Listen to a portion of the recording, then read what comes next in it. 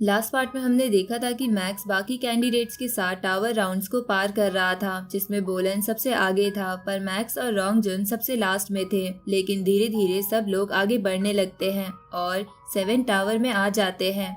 लेकिन मैक्स को वहां पर इंसेक्ट क्लैन और उनकी क्वीन मिलती है, जिसपे मैक्स मौका पाके स्पिरिचुअल अटैक करता है। दूसरी तरफ कैंगबो मानियो और मास्टर जियो जियान को पता चला था कि मैक्स के मैच को किसी ने हैक कर लिया है और उससे कोई छेड़छाड़ कर रहा है, तो कैंगबो मानियो सिस्टम को ठीक करने लग गया था। अब आगे तो इस पार्ट की शुरुआत में हम मैक्स को देखते हैं, जहां वो जैसे ही उस इंसेक्ट क्वीन पर माइंड कंट्रोल अटैक करता है तो वो उस क्वीन की कॉन्शियसनेस में आ जाता है, जहां उसे कई सारी वाइट बॉल्स दिखती है, जिसे देखकर वो कहता है कि ये बॉल्स इस क्वीन के एनर्जी कोर्स हैं। उसी वक्त वो कोर्स आपस में कनेक्ट होने लगते हैं, जिसकी वजह से मैक्स को उस क्वीन की मेमोरीज दिखने लगती है, जहां वो मेमोरीज बहुत ज्यादा थी। इसलिए मैक्स उन मेमोरीज को रोकने के लिए सोल सीलिंग टेक्निक का इस्तेमाल करता है, पर इससे कुछ नहीं होता और वो वाइट बॉल्स एक साथ मैक्स पर अटैक करती है, जिसके कारण मैक्स को और भी मेमोरीज दिखने लगती है और वो उन मेमोरीज में ही चला जाता है। लेकिन मैक्स को ये बात अजीब लग रही थी कि एक वर्चुअल रोबोट के पास इतनी डिटेल मेमोरी कैसे आ सकती है, यहाँ तक कि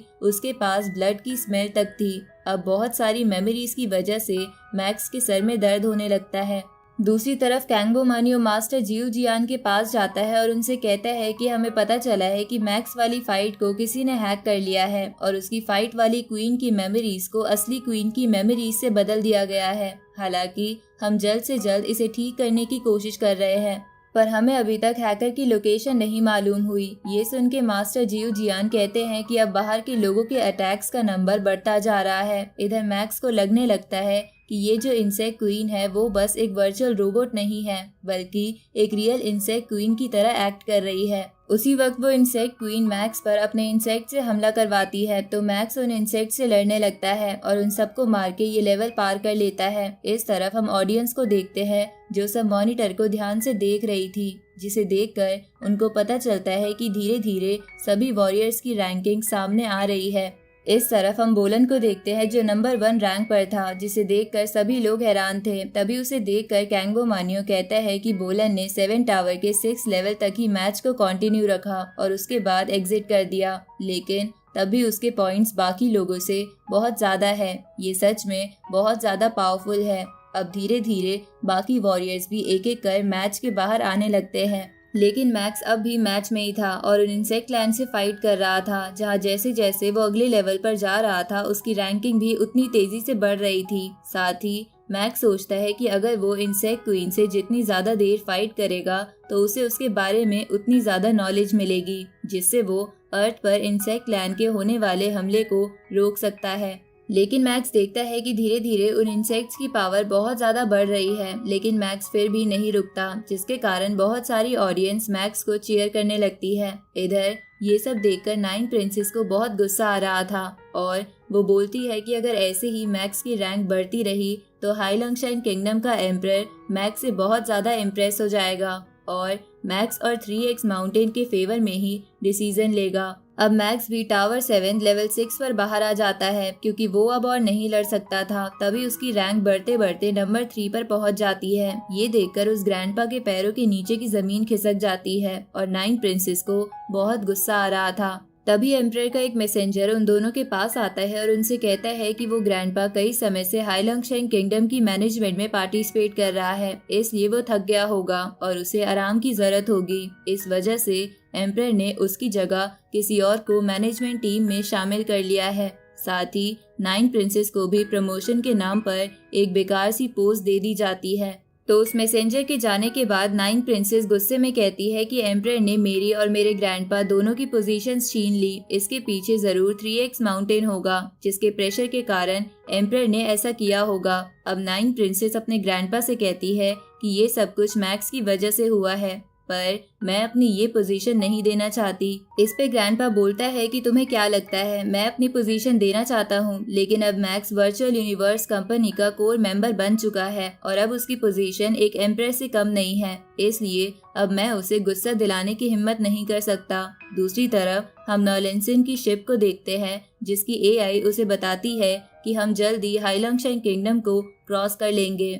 तो ये सुन के नॉलेंसन को वो बात याद आती है जो उसने मिंग यू से कही थी कि यहाँ पर तो जंगल राज चलता है और जो भी उसमें कामयाब होता है वही राज करता है। इस तरफ हम मास्टर होंग को ट्रेनिंग करते हुए देखते हैं, जिन्हें जब ये मैसेज मिलता है कि मैक्स की रैंक 3rd आई है तो वो भी खुश हो जाते हैं। दूसरी तरफ रोंग जुन मैक्स की 3rd रैंक देखकर अपने मन में बोलता है कि मैक्स अब मुझे उससे फाइट करने के लिए और भी ज्यादा एक्साइटेड कर रहा है। तभी वहाँ मास्टर जियो जियान आ जाते हैं और सबसे कहते हैं कि ये राउंड यहीं पर खत्म होता है और जो भी टॉप रैंक प्लेयर्स हैं उन्हें अगले राउंड के लिए सेलेक्ट कर लिया जाएगा, जहां उनकी फाइट एक दूसरे से होगी, जिसमें हारने वाले को तुरंत एलिमिनेट कर दिया जाएगा। अब मास्टर जियो जियान बताते हैं कि जो भी फाइनल राउंड में 101 से 1000 रैंक के अंदर आएगा उसे 10 युआन कॉइन्स मिलेंगे और उन्हें एपोकलिप्टिक स्पेस में जाने का मौका मिलेगा। ये देखकर कोशन बेदी हैरान हो जाता है, जिसके बाद मास्टर जियो जियान कहते हैं कि जो भी 11th रैंक से 100 के बीच आएगा उसे 100 युआन कॉइन्स मिलेंगे और उसे air space of heaven and earth में जाने का मौका मिलेगा और जिनकी रैंक 3 से 10 तक आएगी उन्हें 1000 युआन कॉइन्स मिलेंगे। साथ ही उन्हें टाइचू स्पेस में जाने का मौका मिलेगा और जिनकी रैंक 1 और 2 होगी उन्हें 10,000 युआन कॉइन्स मिलेंगे और उन्हें एंशिएंट एयर जोन में जाने का मौका भी मिलेगा। तो इतने बड़े बड़े प्राइजेस देखकर कोशन बेदी का मुंह खुला का खुला रह जाता है और वो बोलता है कि एक yuan coin 1 trillion universe coin के बराबर होता है और 1 trillion universe coin 3300 trillion Jianwu coins के बराबर होता है। तो अगर इस हिसाब से कैलकुलेशन की जाए तो एक युआन 33 लाख ट्रिलियन हाइलोंगशेंग कॉइन के बराबर है।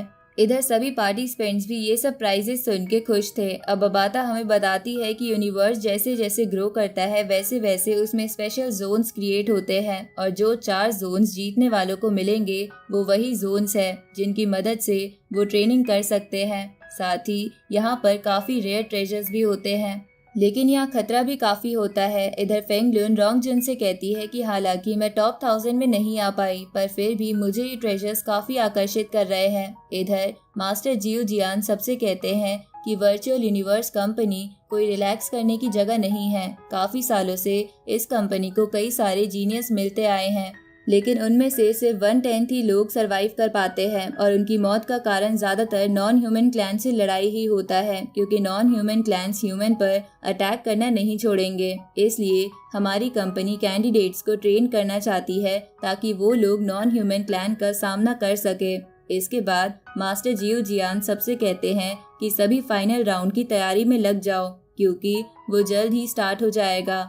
इधर मैक्स सोचता है कि अनजान क्लैन के खतरे से बचना मुझसे बेहतर कौन समझ सकता है। अब मैक्स अर्थ के रुइंस नंबर 31 पर जाता है जहां मास्टर ली शेंग पहले से थे, जो मैक्स को कहते हैं कि हमें इन्वेस्टिगेशन से पता चला है कि इंसेक्ट नेस्ट अभी हाइबरनेशन में है, इसलिए हमें अभी कोई चिंता करने की जरूरत नहीं। साथ ही मैंने सभी कंट्रीज के लीडर्स को इन्फॉर्म कर दिया है कि वो लोग पब्लिक को ये न्यूज ना बताए, नहीं तो पब्लिक पैनिक करने लगेगी। इसके बाद मास्टर ली शेंग मैक्स को बताते हैं कि उसकी वाइफ भी वहीं पर है। इधर मैक्स की वाइफ उस नेस्ट के पास एक डिवाइस लगाती है, जिसके बाद वो मैक्स के गार्ड से भी बाकी जगह डिवाइस लगाने को कहती है। जो डिवाइस लगाने के बाद मैक्स की वाइफ एवा को उनसे सिग्नल आना शुरू हो जाते हैं और वो बोलती है कि अगर इस नेस्ट में हल्के से भी चेंजेस होंगे तो हमें पता चल जाएगा।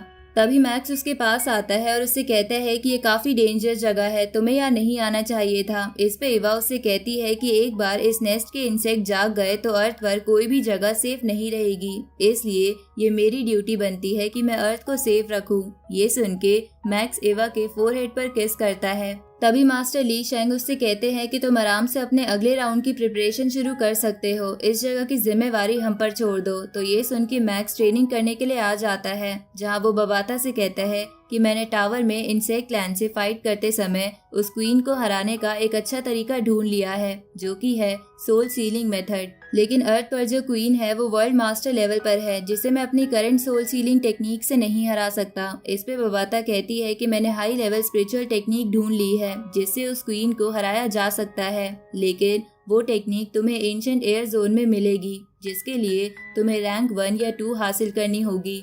तो ये सुन के मैक्स कहता है कि अब तो मैं इन रैंक्स को हासिल करने की पूरी कोशिश करूंगा। अब जीनियस बैटल का अगला राउंड शुरू हो जाता है, जहां मैक्स की फाइट एक बंदे से होती है जो मैक्स पर अटैक करता है और उसे लगता है कि उसने मैक्स को हरा दिया। लेकिन वो तो बस मैक्स का एक इल्यूजन था और मैक्स उसे पीछे से बड़े आराम से मार देता है और मैच जीत जाता है। तो ये देखकर मैक्स के सभी चाहने वाले बहुत ही खुश हो जाते हैं और बेकरॉल कहता है कि मास्टर के आने वाले राउंड्स बहुत ही खतरनाक होने वाले हैं। इधर बोलन बड़े आराम से मैचेस जीत रहा था, जिसकी वजह से उस पे पैसे लगाने वालों के पैसे डबल हो रहे थे। इधर रॉन्ग जुन भी जिनलैंड यूनिवर्स किंगडम के जीनियस को बड़े आराम से हरा देता है, जिसकी वजह से ऑडियंस कहती है कि अब की बार कैंडिडेट्स बहुत खतरनाक है। अब उन कैंडिडेट्स के फैन ग्रुप भी बनने लगते हैं और उन्हें चीयर करने लगते हैं। आगे मैक्स का अगला राउंड फैंटम जेलिस से था। ये देखकर मास्टर ली शेंग कहते हैं कि फैंटम जेलिस का इल्यूजन अटैक काफी मिस्टीरियस है, क्योंकि लोगों का मानना है कि वो बस अपने अपोनेंट की आंखों में देखकर उन्हें हरा देता है, क्योंकि उसकी स्पिरिचुअल पावर काफी ज्यादा है, जिसकी वजह से उससे फाइट करने वाले कैंडिडेट्स को मेंटल डिसऑर्डर हो जाता है। तो ये देखकर एवा को मैक्स की चिंता होने लगती है। अब मैक्स फैंटम जेलिस के साथ एरेना में आ जाता है। तभी वो अपने मन में बोलता है कि मैच के दौरान हम दोनों की पावर सेम लेवल पर है, लेकिन फिर भी मुझे इसकी आंखों में देखकर अजीब लग रहा है। पर मेरे पास सोल डिफेंस कोर डिवाइस है, जिसकी वजह से मैं इतनी आसानी से तो नहीं हार सकता। अब मैक्स फैंटम जेलिस पर अटैक कर देता है और इसी के साथ ये पार्ट यहीं खत्म होता है।